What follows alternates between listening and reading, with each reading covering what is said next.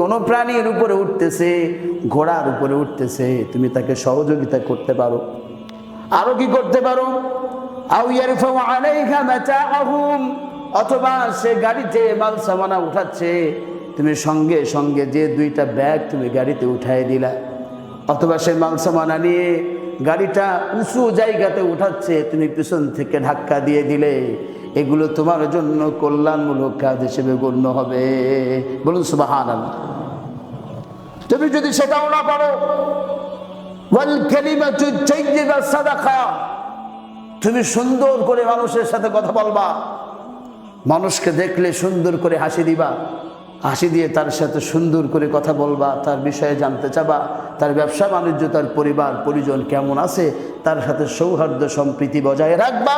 এটা তোমার জন্য কল্যাণমূলক কাজ হিসেবে আল্লাহ তাআলা লিখে দিবে। বলুন সুবহানাল্লাহ। আরো কি বললেন? কুল্লু খুতওয়াতিন ইয়াখতুহা ইলা সালাম, মসজিদে যখনই আযান হবে, আযানের উত্তর দেওয়ার সাথে সাথে মসজিদে নামাজের জন্য হাজির হয়ে যাবা, এটা তোমার জন্য কল্যাণমূলক কাজ হয়ে যাবে। ওয়া ইউমিতুল আযা আনিত তারিকি সাদাকা, রাস্তা দিয়ে হাঁটতে হাঁটতে যদি দেখো এখানে একটা গর্ত আছে, অথবা ম্যানহোলের ঢাকনাটা সরে গিয়েছে, সঙ্গে সঙ্গে সেই রাস্তার বিপজ্জনক জিনিসটা তুমি সরিয়ে দিবা। কেউ যদি কলার খোসা ফেলে, সেটাকে সঙ্গে সঙ্গে সরিয়ে দিবা।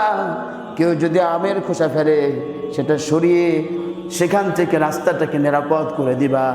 নবীজি বলেছেন, রাস্তার মধ্যে যদি দেখো কাঁটা পড়ে আছে, কাঁটাযুক্ত ডাল পড়ে আছে, সেটা সরাইয়ে দাও। যদি আল্লাহ পাক এই আমলটা পছন্দ করে, তোমার এই আমলের বিনিময়ে জান্নাতে যাওয়া সহজ হয়ে যাবে। বলুন সুবহানাল্লাহ। মানুষের কল্যাণে কাজ করবা। আর আমরা কি করি? মানুষের চলার রাস্তা বন্ধ করে দিই। আপনি শহরে যাবেন, দেখবেন ফুটপথ দখল করে আছে হাজারো হকার, যেখানে সেখানে যত্রতত্র গাড়ি পার্কিং করা হয়, হয় কি না? যেইখানে মানুষের চলাচলের রাস্তায় এমন বিকট জ্যাম বাঁধায় রাখছে, দোকানপাট দিয়ে রাখছে, মানুষ মেন সড়ক দিয়ে যেতে বাধ্য হয়, তখন বাসও ভালোভাবে যেতে পারে না, রাস্তাটা মানুষের জন্য বিপজ্জনক হয়ে যায়। এজন্য আল্লাহ রাসূল বললেন, ইমানের যে কত অংশ আছে তার মধ্যে একটি অংশের গুরুত্বপূর্ণ অংশ হলো রাস্তা থেকে কষ্টদায়ক বস্তু সরায় ফেলায় দেওয়া। আমার ভালো লাগছে, আমি রাস্তার মাঝখানে বিরাট এক খাম্বা গাড়ি দাঁড় করে রেখে দিয়েছি, পিছনে বিশাল জ্যাম লেগে গিয়েছে। গুনাহে কবিরা, আমার অধিকার নেই রাস্তা আটকায় আমি মানুষকে কষ্ট দেব। রাস্তা সবসময় উন্মুক্ত থাকতে হবে, চলার রাস্তা। আল্লাহ তাআলা কবুল করে বলেন আমিন। আল্লাহ রাসূল বললেন, গোলাম ও আল্লাহর গোলামেরা, আল্লাহু ফি আউনিল আবদি মা কানা আল আবদু ফি আউনি আখিহি, তুমি মানুষের কল্যাণের জন্য, মানুষের উপকারার্থে তুমি যতক্ষণ সময় ব্যয় করবা, স্বয়ং আল্লাহ তোমার কল্যাণের জন্য নিয়োজিত থাকবে। বলুন সুবহানাল্লাহ।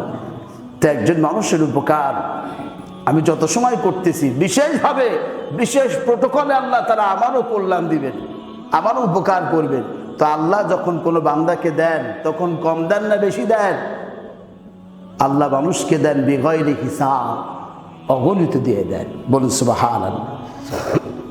নবীজি বললেন, দেখো, সনাইউল মারুফ তাকিউ মাসারিউস সু, তুমি যদি জনকল্যাণমূলক কাজ করো, তাহলে অপমৃত্যু থেকে তুমি নিরাপদ থাকবা। হঠাৎ মৃত্যু, অকাল মৃত্যু, অপমৃত্যু, তারপরে তোমার হঠাৎ বিপদ আপদ মুসিবত থেকে আল্লাহ তাআলা তোমাকে হেফাজত করবেন। শুধু তাই না, আল্লাহ পাকের ক্রোধ থেকে আল্লাহ তোমাকে হেফাজত করবেন, এবং আল্লাহ তোমার হায়াতে তৈয়বা দান করে দিবেন। বলুন সুবহানাল্লাহ। নবীজি বললেন, আনা ওয়া কাফিলুল ইয়াতীমি ফিল জান্নাহ, এই দেখো অসহায় এতিম, দুস্থ দারিদ্র বিধবা মানুষের, বিধবা মহিলার এবং এতিম সন্তানদের দায়িত্ব যারা নেবে, তাদেরকে দেখভাল যারা করবে, লালন পালন করবে, জান্নাতের মধ্যে আমি আর সে এইভাবে অবস্থান করব। বললেন ওয়াকালা ফি ইসবাআইহি সাব্বাবা ওয়াল উসতাম, এইভাবে জান্নাতের ভিতরে সে আমার সাথে অবস্থান করবে। কাজ করেছে কি? এতিমকে দেখভাল করেছে। কাজ করেছে, অসহায় মানুষের পাশে দাঁড়িয়েছে, তাকে সাহায্য সহযোগিতা করে দিয়েছে। বলুন সুবহানাল্লাহ। আস-সা'i আলাল আরমিলাহ ওয়াল মিসকিন কাল মুজাহিদি ফিস সাবিলিল্লাহ। অসহায়, দুস্থ, দারিদ্র, বিধবা মহিলা, এদেরকে সাহায্য সহযোগিতা করতেছো। আল্লাহ রাসূল বললেন, তোমার এই কাজগুলো আল্লাহ পাক সেই মুজাহিদের সাথে, সেই মুজাহিদ ব্যক্তির আমলের সাথে তুলনা করবেন যে আল্লাহ রাস্তায় দ্বীন প্রতিষ্ঠার জন্য লড়াই করছেন। ওয়াকাল খাইম লা ইফতুরু, ওই ব্যক্তির আমলের সাথে তোমার এই আমলটা মিলাবেন। তুমি এতিমকে সাহায্য করো, দুস্থ ব্যক্তিকে সাহায্য করো, বিধবা মহিলাদেরকে সাহায্য করো। এমন আমলের বিনিময়ে আল্লাহ তাআলা তোমার আমল নামায় লিখে দেবেন, তুমি যেন সারা বছর জেগে জেগে তাহাজ্জুদের নামাজ পড়ো, তুমি যেন সারা বছর রোজা রাখতেছো। বলুন সুবহানাল্লাহ। নবীজি একবার লম্বা চওড়া একটা হাদিস বললেন, ইন্নাল্লাহা ইয়াকুলু ইয়াউমাল কিয়ামাতি ইয়া ইবনা আদম। আল্লাহ তাআলা বলবেন, ও ইবনে আদম, আমি অসুস্থ ছিলাম, তোমরা আমাকে সেবা করো নাই। ফালাম তাউদনি ক্বালা ইয়া রব কাইফা আউদুকা ওয়া আনতা রব্বুল আলামিন। আমরা বলবো, আপনি তো মালিক, বিশ্বজাহানের প্রতিপালক, আমরা আপনার কিভাবে সেবা করব? আল্লাহ বলছেন, আমি অসুস্থ ছিলাম, মারিদতু ফালাম তাউদনি, তোমরা আমার সেবা করনি। আমি হসপিটালের বসে বসে কাতরাচ্ছিলাম, চিকিৎসার অভাবে কষ্ট পাচ্ছিলাম, কিন্তু তুমি আমাকে দেখতেও যাওনি, আমার খোঁজ খবরও নেওনি। তো আমরা বলবো, আল্লাহ আপনি, ওয়া কাইফা আউদুকা, আপনাকে কিভাবে সেবা করব? আনতা রব্বুল আলামিন, আপনি তো তামাম বিশ্ব জগতের প্রতিপালক, আমরা আপনার সেবা করব কিভাবে? আল্লাহ তাআলা বলবে, আমা আলিমতা, তুমি কি জানতে না, আন্না আবদি ফুলানান মারিদা, আমার অমুক গোলাম অসুস্থ হয়ে বিছানায় পড়েছিল, তুমি জানতে, কিন্তু তুমি তার খোঁজ খবর নেওনি, তুমি তার পাশে দাঁড়াওনি, তুমি তাকে সেবা করনি। যদি তুমি তার সেবা করতে, তাহলে আজকে তার বিনিময় আমার কাছে পাইতা। বলুন সুবহানাল্লাহ। তোমার কাছে খাবার চেয়েছিল, খাবার, ও মিয়া, তোমার বাড়িতে যে খাবার চেয়েছিল, ক্ষুধার্ত মানুষ তোমার বাড়িতে গিয়েছিল, তুমি তাকে খাবার দাওনি। আমরা ঠিক অমুক উত্তরে বলবো, আপনি তো রব্বুল আলামিন, আপনারই কিভাবে খেতে দিব? বলবে, অমুক ব্যক্তি তোমার কাছে খাবার চেয়েছিল, তুমি তাকে খাবার দাওনি, তাকে যদি দিতা তাহলে আজকে তার বিনিময় আমার কাছে পাইতা। বলুন সুবহানাল্লাহ। অমুক পিপাসিত ব্যক্তি তোমার কাছে পানি চেয়েছিল, পানি, তুমি যদি তাকে পানি দিতা তার বিনিময় আমার কাছে পাইতা।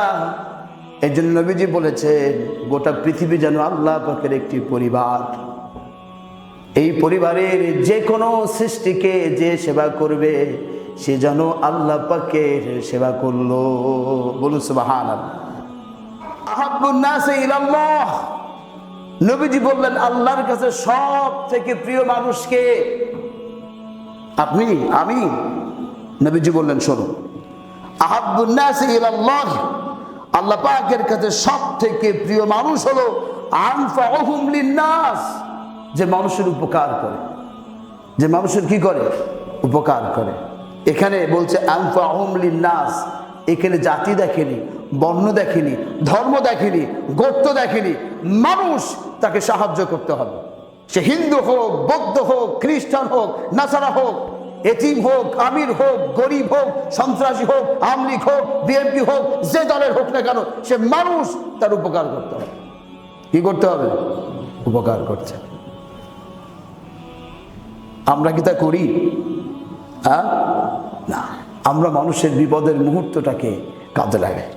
বিপদের মুহূর্তটাকে কি, বেটা হসপিটালের বেডে ছটফট করতেছে, এখন তার লাখ লাখ টাকা দরকার, টাকা কোথাও পাচ্ছে না, আপনার কাছে আসছে, ভাই আমারে দেন ধার। কয় দিতাম না, নাই। কয় ভাই আমার জমিটা তাইলে দেন, ভিটা বাড়িটা শুদ্ধ নেন। কয় তাইলে হবে। দিব কত? 5 লাখ। কত দিব?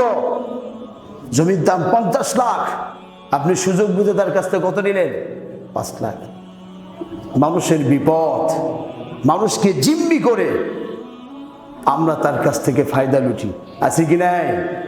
অথচ আল্লাহ তাআলার কাছে প্রিয় বান্দা, মাহবুব বান্দা ওই ব্যক্তি যে মানুষের কল্যাণে, মানুষের উপকারে, সে হিন্দু হোক, বৌদ্ধ হোক, নাসারা হোক, খ্রিস্টান হোক, মানুষ এই দেখে তাকে সেবা করবে, তার খেদমত করবে, তার উপকার করবে, আল্লাহ সুবহানাহু ওয়া তাআলার কাছে সে প্রিয় হয়ে যাবে। বলুন সুবহানাল্লাহ। ওয়া আহাব্বুল আমালি ইলাল্লাহ, আল্লাহর কাছে সব থেকে প্রিয় কাজ কোনটি? তাহলে প্রিয় মানুষকে সেটা বুঝলাম।